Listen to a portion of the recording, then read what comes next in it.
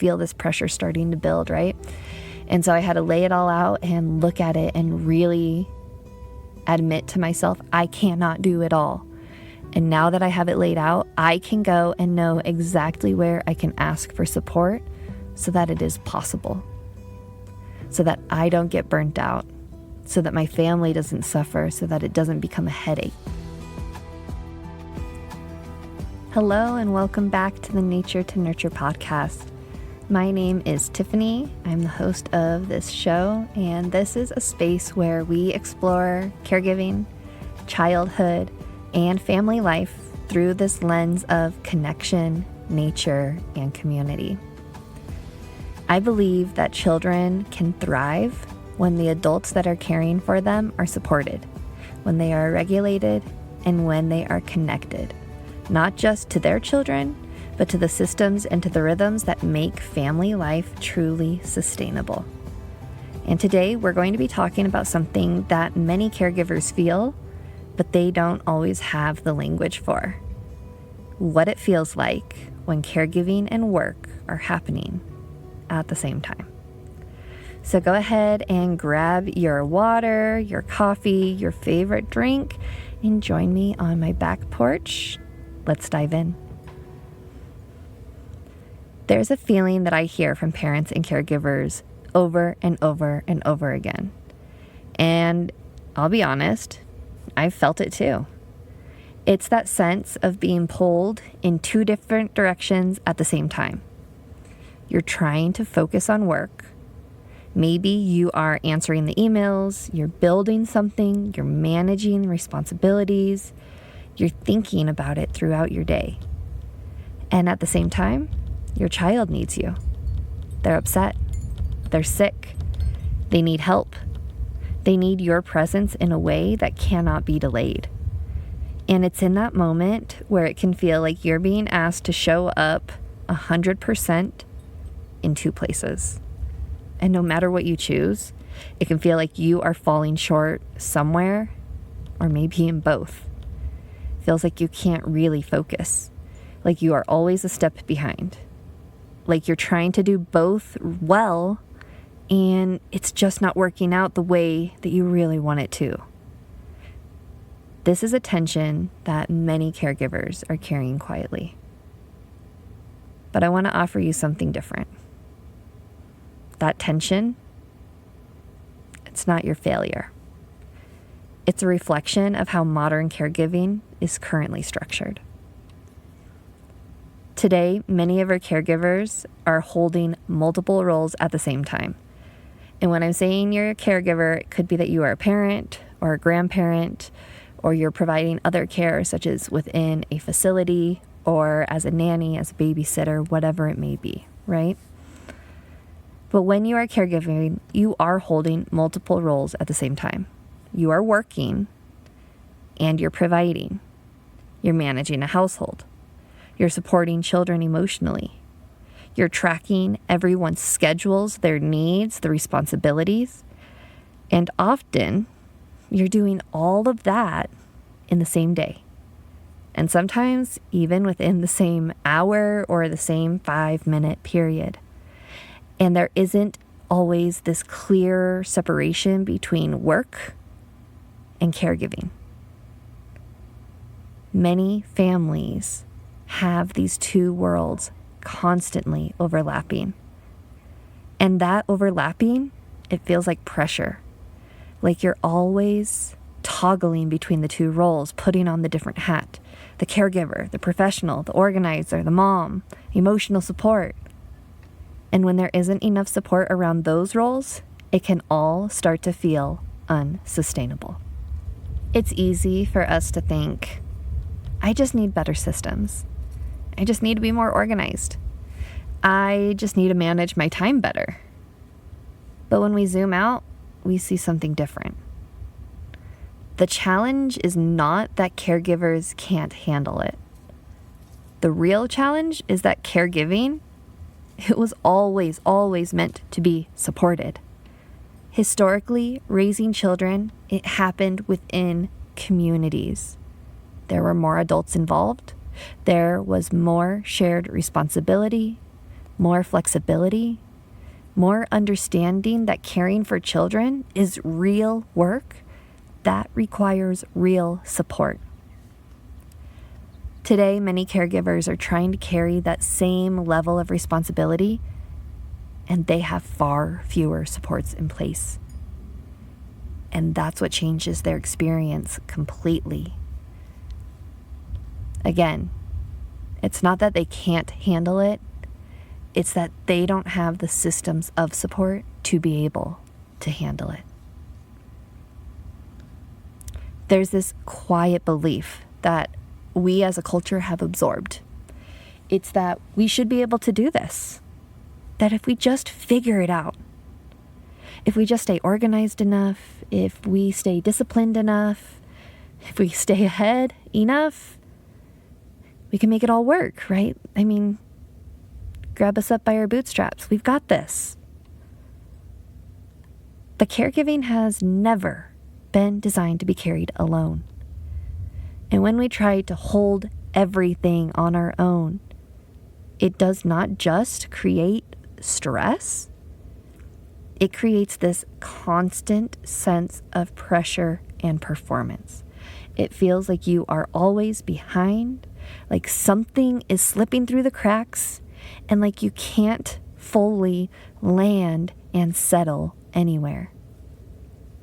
And that feeling, it's confusing because it's not coming from a lack of effort.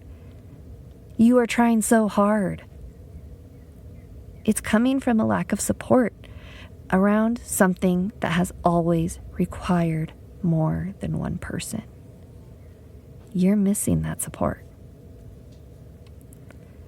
Instead of asking yourself, how can I do this better? How can I parent better? How can I support my kids better? We need to start asking, what support does this actually require? That question alone can start to shift how our own caregiving feels. Because when we move from self-pressure to actually accepting support, we start to create space. Not for perfection, but for sustainability. I had to do this earlier. I have overbooked myself with commitments.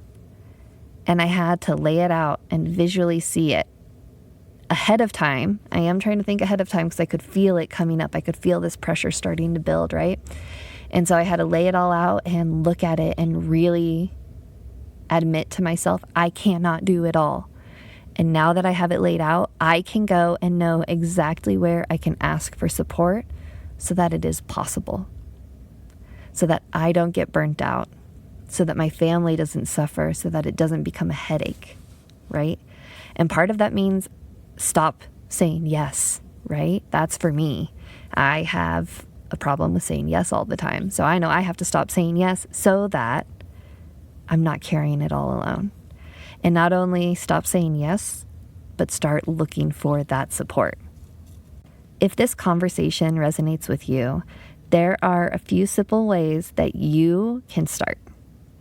It's not that you need to fix everything, but it's to start creating more support around your daily life.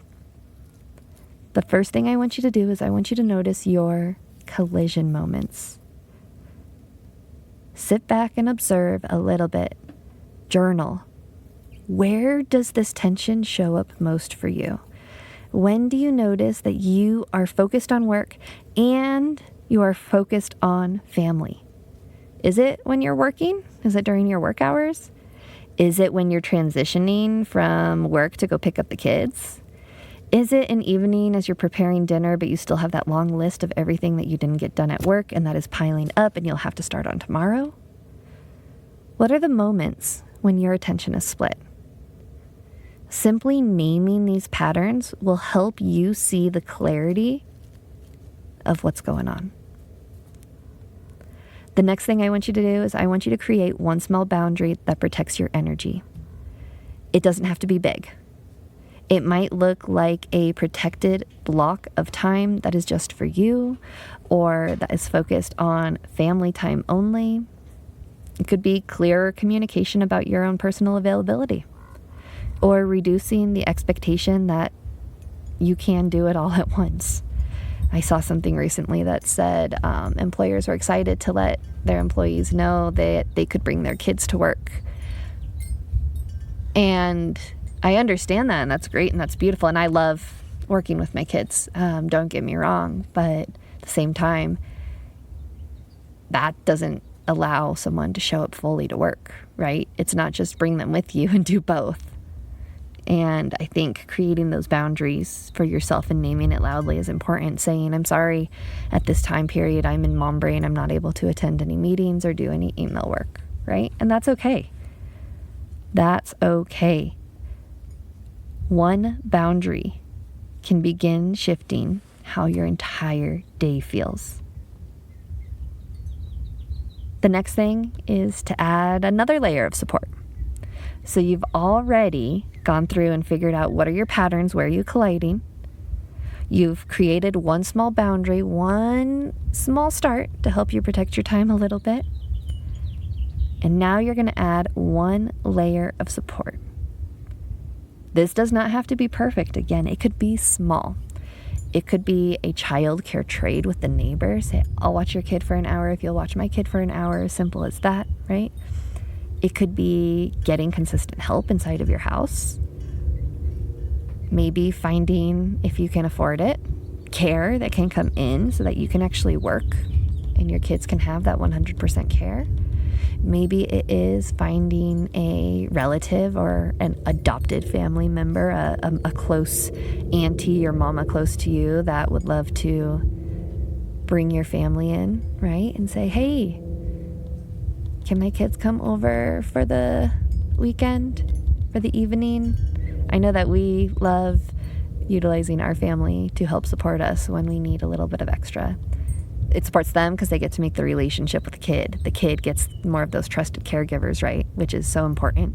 Not just one, it's the community. And it helps us, the parents, the caregivers, sometimes to get a breath and sometimes to get the work done that we need to get done so that we're not splitting two priorities into the same time period, right?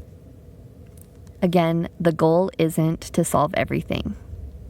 It's to make sure that you're not carrying everything alone. And I have said this before, I want to clarify, it's not just you alone as a person, but it's also you alone with your partner. If you do have a partner in your family, I think it's important to note that just because you have two people doesn't mean that's enough of a support system, right? You both need support.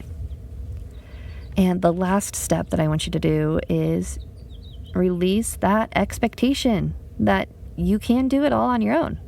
This is very practical. It's also emotional. So I'm not saying that this is easy. This is hard work. But I want you to remember that not everything has to be held by you. Just starting to think differently about what support means can change how caregiving feels. Needing support is not bad. We want to be in community. We were made to be in community. We want our kids to be in community because we know in community we are stronger. We are better taken care of. The research is out there. I don't need to tell you all about that. But I know that internally it can be hard to accept help, to admit that you need help, right? And it's a challenge to be brave and to be vulnerable and to put yourself out there. But it's also a sign of leadership. So I encourage you, do it for your family, do it for you, release that expectation, put it on a sticky note and tell yourself, I don't have to do it all. I cannot do it all. I'm going to be talking about this in the next episode. I'm talking a little bit about these balls that you juggle all the time, and how some of them are glass. You drop them, they break, and some of them are rubber. You can drop them and they'll bounce back. It's not a big deal. And how some of them are never your balls to be juggling. It's okay to ask for help. If there's one thing that I really hope you are taking from this episode, it's this one point. The tension between caregiving and work, it's not a sign that you are doing something wrong. It's a sign that caregiving has always required support. And when you start building these systems of care within your homes, within your relationships, within your community, it helps everything else to become more sustainable. Again, it's not perfect, but it's supported. And that support, it creates the kind of environments where children and families truly can thrive. If this conversation resonates with you, please make sure that you are following the podcast over the next couple of episodes. We are going to continue this conversation around caregiving, nervous systems, and this invisible work that supports children and families. I've also created a little resource for this mini-series called the Calm Home Reset Guide. It's a quick little reflection guide for each of the episodes with a few practices that can help you to identify where pressure is showing up in your family life, in your work life, where you can build more support into your daily life, and how you can begin creating these rhythms that feel more sustainable. You can download it and you can join our Nature to Nurture newsletter using the link down in the show notes. I send out a short and simple, quick little email each Friday to give you a little thought to reflect on and to embed over the weekend. So go ahead and join us there. You can always respond to me in those emails. I'd love to hear from you. I read every single one, or jump on over to Spotify and leave me comments. I'd love to hear from you that way as well. Thank you so much for being here and giving me your time. And thank you for doing the deeply, deeply important work that you are doing, caring for children.